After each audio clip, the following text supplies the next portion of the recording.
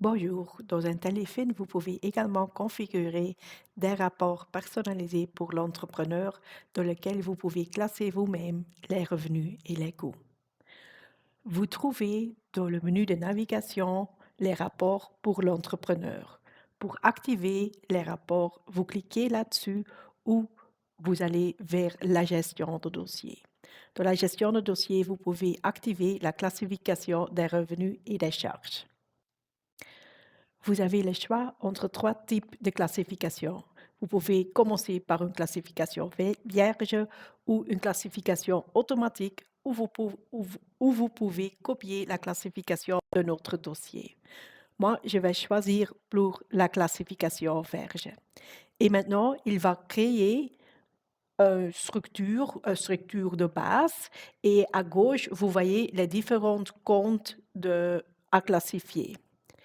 Je clique sur le plus et je peux créer un nouveau sous-catégorie, par exemple les travaux de réparation. Et de telle manière, je peux en créer plus. Une fois que j'ai créé trois catégories, je peux commencer à y mapper mes comptes du grand livre. Je sélectionne une catégorie et j'utilise la flèche pour affecter ce chiffre d'affaires à cette catégorie. De cette façon, j'ai déjà réparti mon chiffre d'affaires en différentes catégories et je peux changer les noms à tout moment. Je peux également monter ou faire descendre une catégorie et je peux aussi créer des différentes catégories dans les autres rubriques comme les achats, les charges euh, et les autres. J'ai fait la même chose avec les coûts. Par exemple, j'ai créé 4 catégories. Ici, les frais de logement, les frais de facture, les frais de marketing et de vente et les autres frais. Vous pouvez créer autant ou aussi peu de catégories que vous le souhaitez. Avec le coût, vous pouvez également indiquer si un coût est un coût fixe ou un coût variable.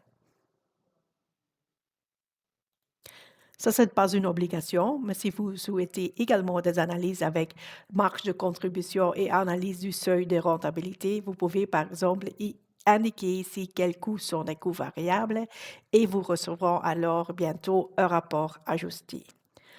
Une fois tous les comptes du grand livre sont mappés, vous pouvez immédiatement accéder aux analyses en haut. Je clique sur l'icône avec les analyses. Et nous arrivons dans le reporting ajusté à cette entreprise. Maintenant, on trouve un compte de résultats avec nos catégories adaptées. On a des analyses, par exemple des analyses aux différentes distributions des différentes catégories du chiffre d'affaires.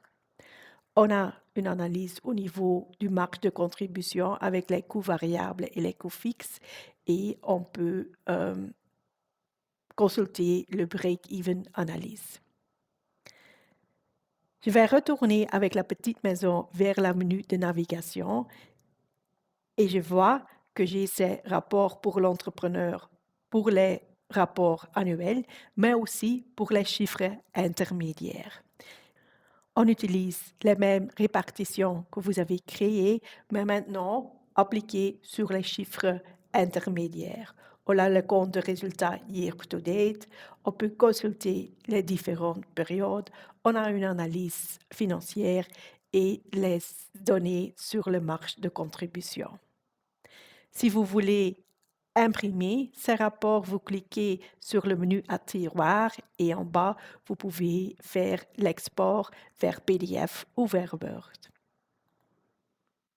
Amusez-vous avec les rapports personnalisés.